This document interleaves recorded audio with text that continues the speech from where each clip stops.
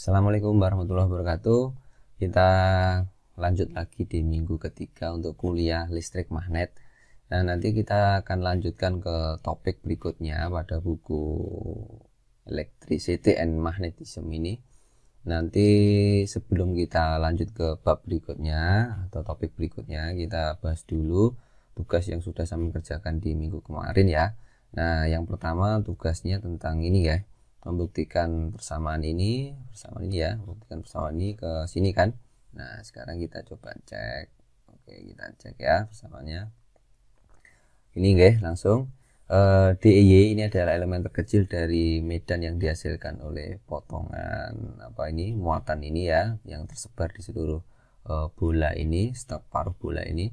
Kemudian sudah didapatkan DEY nya ini kan rho sin theta cos theta dr d theta per 2 epsilon 0. Nah, maka nanti untuk mencari E nya kita tinggal integralkan, karena di sini mengandung dr dan d theta. Ini yang perlu kita batasi, pahami batasnya. Kalau R batasnya ini nanti 0 sampai R. Kenapa? Karena di sini adalah di pusatnya sampai kita nanti ke jari-jari R di ujung sini kan, di permukaannya ya, di permukaannya. Kemudian kalau integrasinya terhadap theta berarti kan ini muter nanti dari mana? Diputar 90 derajat, diputar bawah 90 derajat dari 0 sampai ke pi per 2, sampai 0 sampai pi per 2. Nanti akan kita temukan hasil integrasinya seperti ini. Nah, ini tinggal kita gunakan teknik integrasi. Kita langsung ke sini aja ya. Nah, langsung ke sini. Ini teknik integrasinya sampai seperti yang sudah dibahas. Maka nanti di materi apa ya? Fisika matematika atau di kalkulus ya. Kalkulus sudah ada ini. Berarti kita keluarkan ini elemen yang rho 2 epsilon 0 ini, berarti ini adalah koefisien ya, atau konstanta ya, konstantanya. Kemudian kita integralkan R 0 sampai R terhadap dr, berarti kan ini. Kemudian yang sin theta cos theta ini kan dia punya pengintegral ini kan d theta. Maka ini kita tinggal integrasikan. Nah, ini hasilnya kan gampang, ini tinggal R, tinggal dimasukkan batasnya dari 0 sampai R kan gini toh. Yang ini, nah ini sampean tinggal pakai integral integral substitusi. Integral substitusi ya. Integral substitusi berarti kalau sampean integralkan ke sini dari 0 sampai pi per 2. 0 sampai pi per 2 sin theta cos theta ya, sin theta, kemudian cos theta, sin theta cos theta d theta. Nah, maka ini bisa kita substitusikan. Nah, di sini kan nanti kita bisa ganti, kalau kita punya d cos d sin pakai cos, d cos boleh atau d sin boleh. Nah, coba kita cek ya sebentar, set. Kalau kita punya d sin theta misalkan gitu ya, kita mau bilang per d theta, itu kan hasilnya apa? Hasilnya apa ini? D sin theta per d theta kan hasilnya cos theta. Berarti kalau kita punya d sin theta itu sama dengan cos theta dikali d theta kan gitu. Nah, berarti nanti ini bisa kita ganti cos theta d theta ini dengan d sin theta. Berarti ini bisa kita ganti dengan d sin theta. Akhirnya integralnya kan jadi begini. Sin theta terus d sin theta. Nah, ini sin theta diintegralkan terhadap sin theta, berarti nanti jadi sin kuadrat atau setengah sin kuadrat theta dengan batas pi per 2 sampai 0 sampai pi per 2 ya. Ini kan jadi ini. Kita masukkan saja. Ini tadi sudah menghasilkan R ini toh, terus kemudian ini kita masukkan pi per 2, sin pi per 2 kan sin 90 berarti 1 ke kuadrat, berarti ya tetap 1. Terus 0 berarti kan 0 tetap ya, berarti tinggal hasilnya setengah. Nanti makanya jadi setengah dikali 2 ini jadi berapa? Seperempat rho R per epsilon 0. Nah ini sudah terbukti kan, gampang. Tadi tekniknya cuma di integral ini saja, saya pikir sudah bisa. Kemudian kita lanjut ke tugasnya yang kedua, yang mana ya, coba kita cek. Coba saya cek dulu gitu, mati ya. Nah, kita cek di halaman berapa ya, di halaman berapa bro, di halaman terus ya, nomor berapa ya, 12 an. Oh 12 an, ini sudah bab 2 ya, bab berapa, bab 1 ya, masih bab 1 ya, 12 an sih atau ini bab 2. Oke, yang bab 1 nomor berapa kemarin ya, coba kita cek nomor. Nah, ini banyak soal-soal ini, kalau yang mau tadi tim olimpiade bisa diambil soalnya dari sini, lumayan ini juga. Oke, yang ini ya soalnya kemarin. Oke, zero first corner at each corner of square jajar ginjang ya, kok jajar ginjang apa jenenge, persegi, is a particle with charge Q fixed at the center of the square is point charge opposite sign magnitude Q. Berarti nanti di pojok-pojoknya kita rubah ya, langsung aja ya. Sini berarti kita gambar di sini, misalkan ini ada square, miring, terus miring, ada square, misalkan square-nya gini aja ya. Misalkan ini square, anggap aja square. Ini ada muatan, kemudian di pusatnya di sini ada pusatnya square, di sini ada muatan sebesar Q. Kalau yang di pojok-pojok nilainya apa? Q kecil ya, Q kecil. Oke ya. Nah kita cek. Nah gini, di pojoknya adalah Q, kemudian fixed center square point of charge sign, beda opposite sign, beda tanda. Berarti yang fixed at the center of the square is a point charge, muatan titik, of opposite sign, tandanya berlawanan, of magnitude Q. What is the value Q must have to make a total force on each of the four particle is zero. Berarti di bagaimana dia nanti membuat nilai gaya di sini nilainya adalah 0 gaya ya, force, total force nilainya 0. Ini jadi bisa jadi soal olimpiade itu juga bisa ini.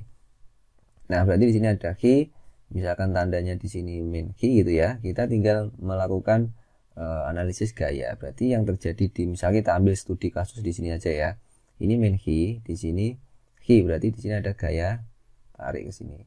Nah, ini misalkan F1, interaksi antara ini dan ini. Kemudian interaksi lagi ini dengan ini kan.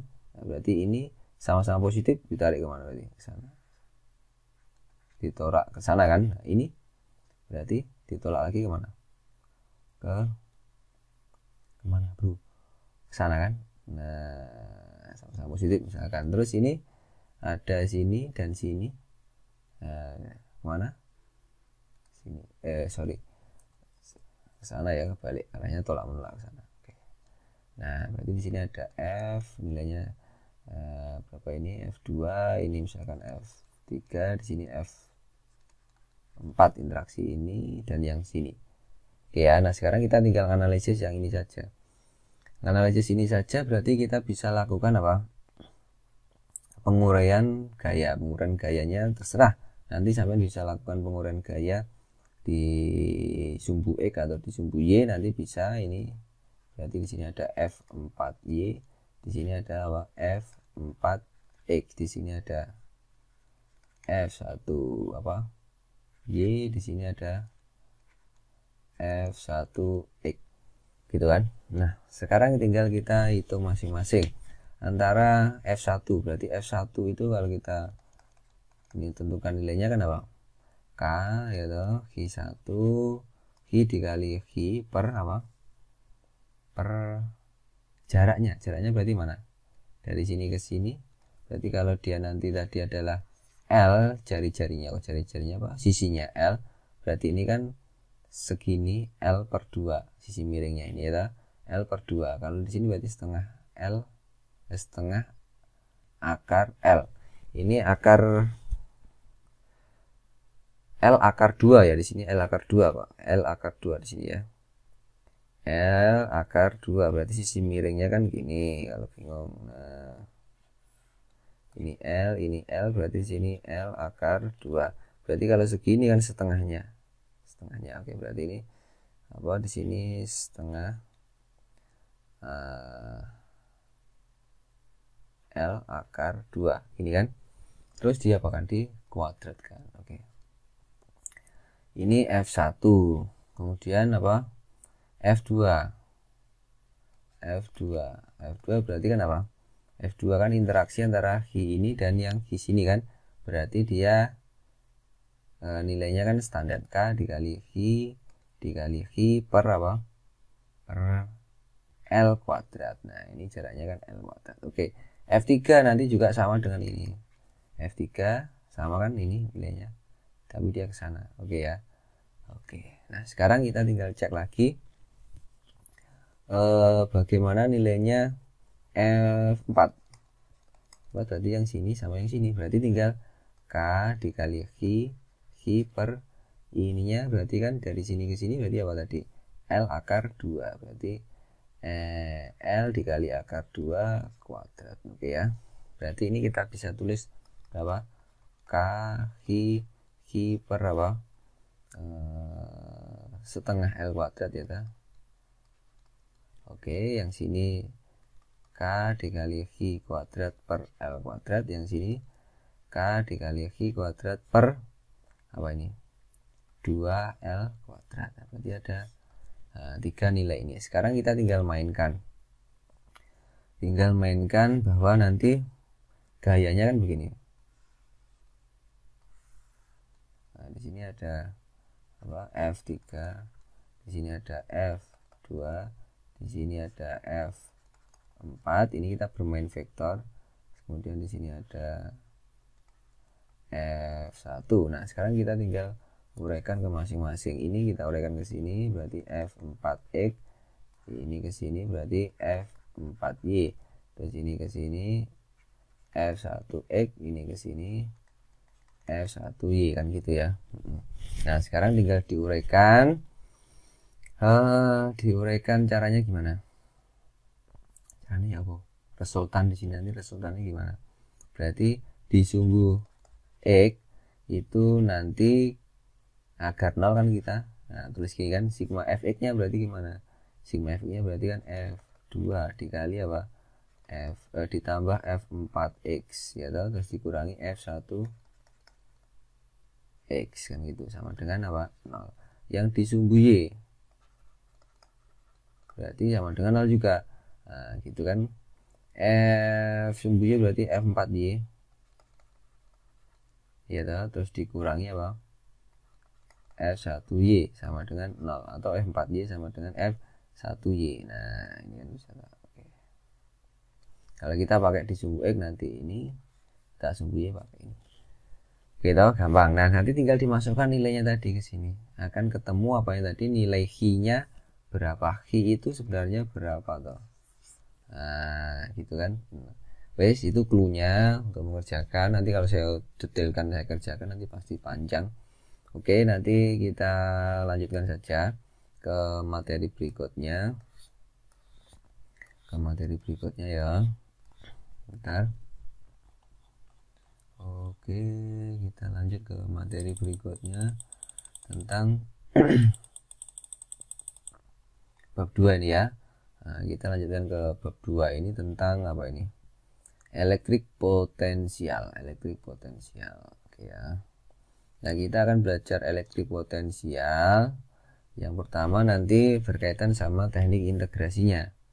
Integrasinya tentang linear integral of the electric field. Kita coba lihat. Nah ini, andai kan di sini ada muatan Hi ini ya. Oke, muatan Hi ini. Kemudian dia di titik P, di sini kan ada medan. Nah, di titik P kan ada medan ya, ada medan listrik.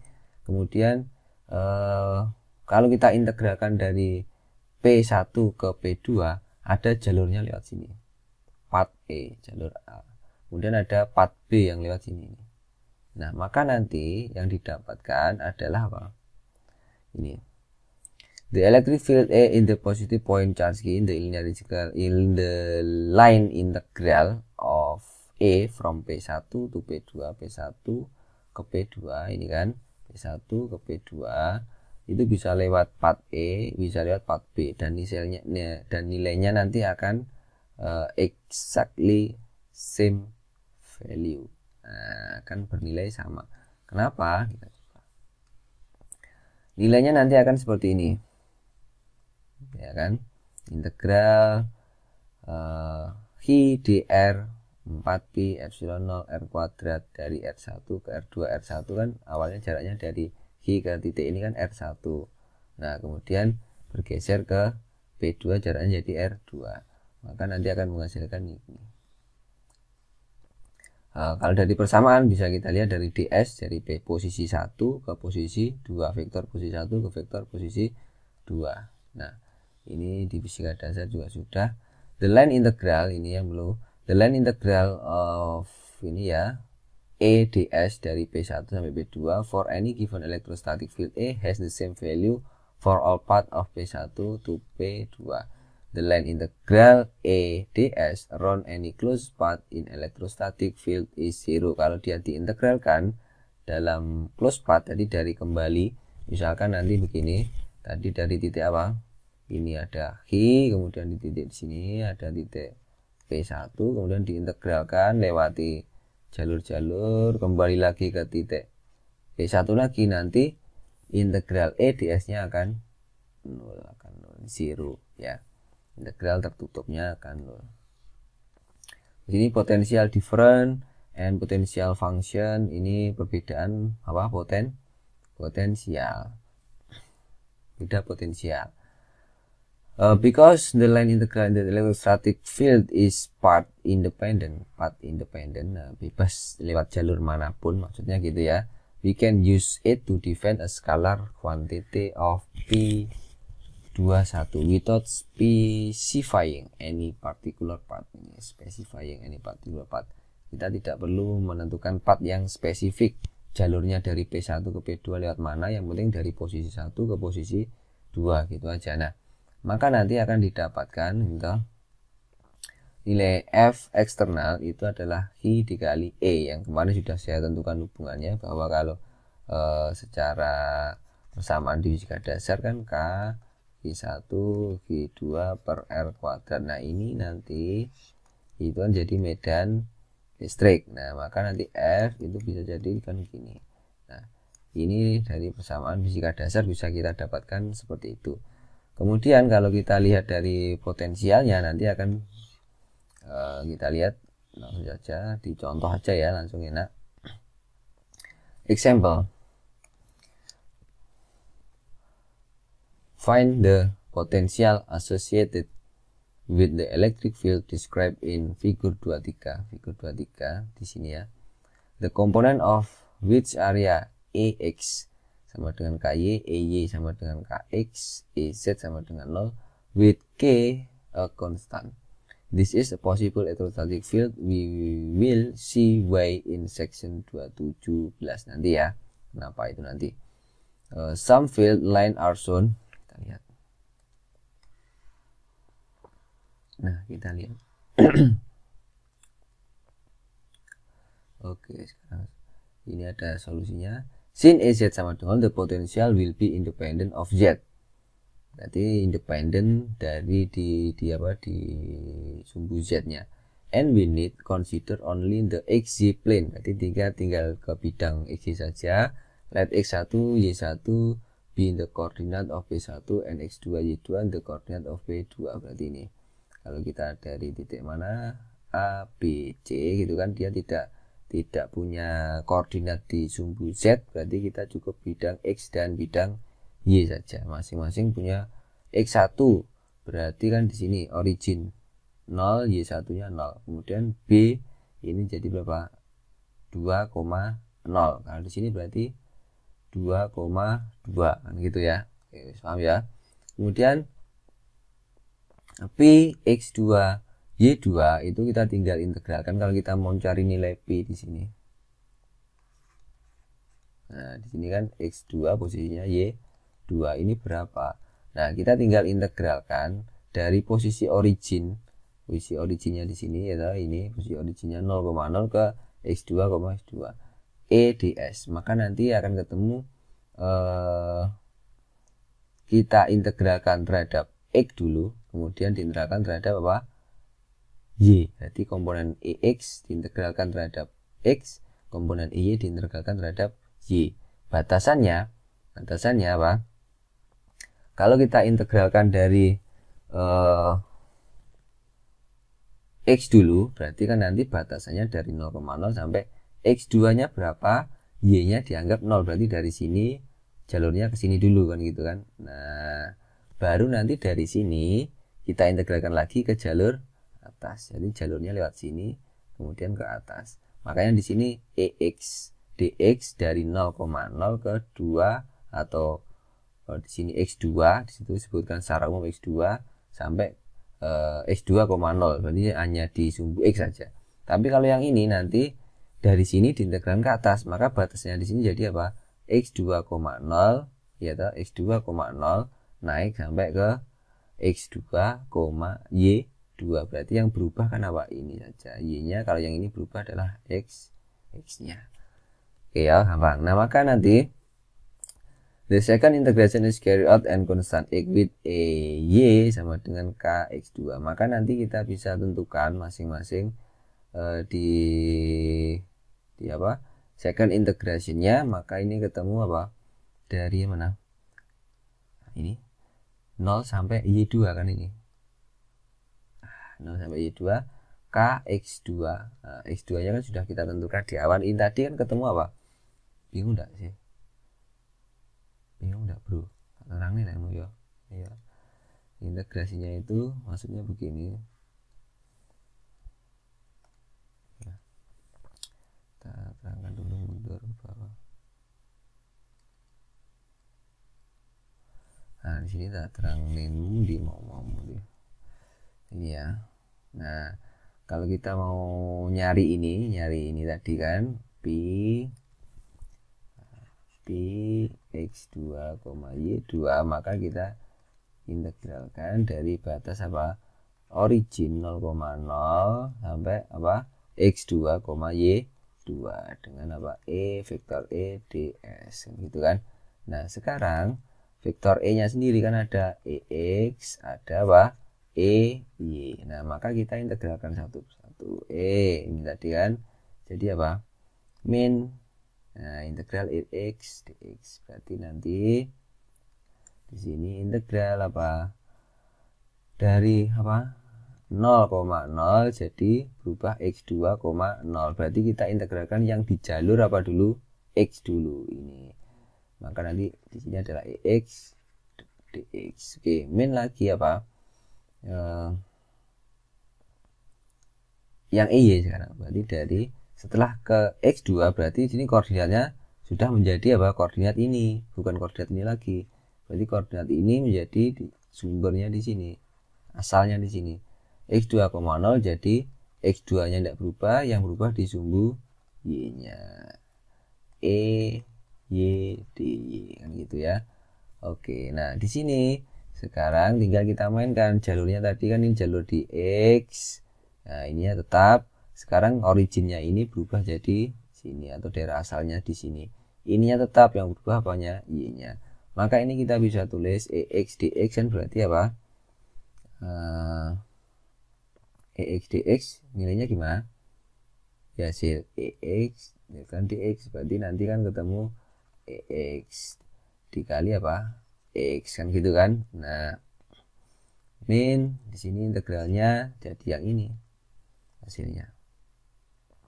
Y dy berarti 0 sampai Y2 dengan KX2 dy, KX2 dy min KX2y. Maka nanti gitu, the first of the two integral on the right is 0 because Ax is 0 along the x axis. along the x-axis. Nah, di sini tadi sudah dikasih keterangan atau belum di soalnya? Kalau di soalnya sudah kasih keterangan EX-nya dia 0. Nah, EX K Y. Nah, EY K X EZ 0. Nah, di sini nanti dia menghasilkan apa? Integral di awal. Integral yang bagian awal di sini, the first of two integral, yang ini dan yang ini, on the right is 0 because AX is 0 along the x-axis. The second integration is carried out ini. Maka tadi sudah diketahui diintegralkannya kan kita begini. Ininya EX-nya dia 0. Berarti kan ini hasilnya nanti akan 0. Tinggal integral ini saja. Karena X-nya tidak berubah, kita integralkan terhadap Y2 saja. EY-nya adalah K dikali apa tadi? K dikali X2. Ya kan? Dikali X2 terus di Y. Maka nanti di sini ini kan tinggal dikali Y2 kan gitu. Kenapa kali Y2? Berarti kan ini tidak ada variabel Y. Berarti ini kan seperti konstanta. Dikali apa? Y dengan batas 0 sampai Y2. Maka tinggal min K X2 Y2. Nah, di sini ada permainan satu lagi. There was nothing special about the point X2 Y2. So we can drop the subscribe. Nah, kita bisa membuang subscribe-nya ini. Nah, ini bisa dicoret. Tinggal apa? Min K XY. Oke.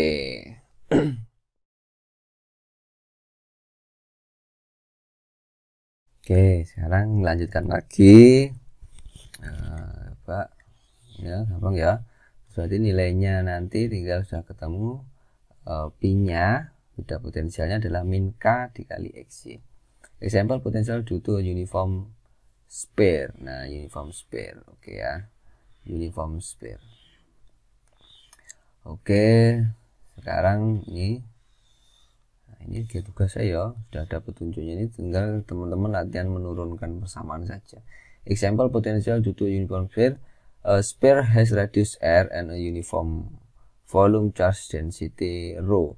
Use the result of the example in section 111 to find the potential for all value r both inside sphere. Take different point per way. Nah, solusi ini ada. Tinggal teman-teman nanti sampai nanti tinggal menurunkan hasil persamaan step by stepnya, diturunkan. Jadi nanti ketemu apa ini persamaan yang di sini. Potensial center sphere sekian ini. Oke ya, gitu aja. Berarti ini untuk tugas tinggal ditulis ulang loh, gampang ditulis ulang, terus latihan apa di step by stepnya gimana. Oke ya. Dan nanti latihan menurunkan ini gradient of a scalar function. Kita nanti bermain seperti di apa ya, yang ada ini apa fisika matematika apa kalkulus 2 ya, ada nabla ini ya. Ini pelan-pelan aja ya, karena kita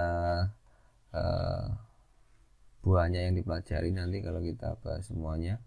Ini fungsi nabla, terus derivation of the field from the potential, turunannya kalau kita menurunkan dalam bentuk apa nanti bola ini potential of a charge distribution. Ini rata-rata sudah, tinggal kita lihat distribusinya ini aja ya. Nah, ini example potential of 2 point charge. 2 point charge muatan apa di titik. Consider a very simple example of the 2 point charge shown figure 28. 28 ini gimana? 28 ini gimana ini? Oh, ini 28. Oke ya. The electric potential P at various point in the system 2 point charge P goes to 0 at infinite distance and is given in unit of volt and joule per coulomb. Berarti nanti electric potential listriknya at various point di berbagai titik ini in a system. Muatannya kan dua muatannya mana ini ya. Ini sama charge 12, terus satunya lagi charge yang berapa ini? 12 coulomb. Oh ini. Nah, ini. Di semua titik nanti akan goes to zero at infinite distance, ketika jaraknya sangat jauh, infinite distance, and is given in unit of volt, satuannya adalah volt or joule per coulomb. Nah ini ada, tinggal kita hitung coba ya penjelasannya. Ini a positive charge of 12 volt tadi is located 3 meter away from negative charge, jadi jaraknya 3 meter terhadap negative charge-nya, nilainya ini negative charge-nya. The P prefix stand for micro ya, ini mikro kolom.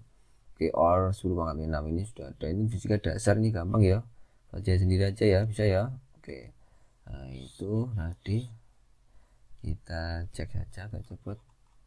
Oke, mana lagi ya yang belum ini. Long chart wire ini berarti nanti kita di wire apa, kabel ya, di kabel nanti akan sedikit perlu. To see how this goes in the case of the infinitely long charged wire, let's use arbitrarily locate the reference point B1 at a distance R1 from wire, then to carry a charge from B1 to another B2 distance R2 require the work per unit charge using equation ini. Jadi ini kita hitung, kita berangkat dari apa, titiknya P1 sampai ke titik P2, posisi 1 sampai posisi ke 2 sini. Nah kita tinggal integralkan untuk menentukan apa, work per unit charge itu berarti apa, potensialnya, nilainya sama min integral E ds kan gitu toh, tadi P1 P2. nah ini R1 R2, kalau dia apa tadi P1 distance R from the wire, jaraknya R1, awalnya R1, P1 nya R1 ini toh, P2 nya jadi R2, EDS. Nah EDS sekarang ini jadi lambda per 2pi epsilon R. Nah ini ya apa tadi itu, terus ini kok jadi DR. Nah fungsinya gimana di wire. Nah nanti itu coba sampean buktikan untuk di persamaan yang tugas yang kedua, buktikan. Nah ini ya tugas 2. Oke, tinggal ini nanti pokoknya tinggal bermain persamaan saja. Kalau di breakdown satu persatu nanti pasti waktunya kita nggak cukup.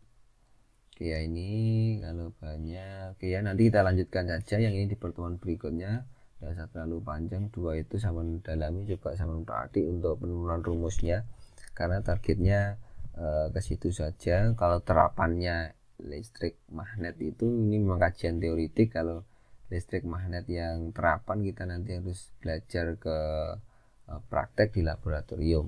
Nah ini memang kajian teoritik saja, jadi teman-teman latihan saja menurunkan persamaan-persamaan bahwa di listrik magnet itu ada kombinasi-kombinasi, bagaimana kalau muatannya titik, kalau muatannya bola, kalau muatannya tersebar di seluruh panjang kawat atau kabel di wire tadi. Nah itu nanti menjadi berbagai model modifikasi persoalan-persoalan yang ada di fisika listrik magnet. Nanti kan ada uniformly charged disk. Nah ini ya disk piringan, nah, bagaimana nanti pengaruhnya. Ini kita tinggal main-main penurunan rumus saja nanti. Oke ya, kita lanjutkan di minggu depan saja yang ini. Sementara tadi 2 tugas tadi sudah cukup untuk penurunannya itu ya. Ini sambil mengingat-ingat untuk belajar kalkulus, fisika matematika, itu juga akan dipakai di analisis seperti ini. Oke ya, gimana?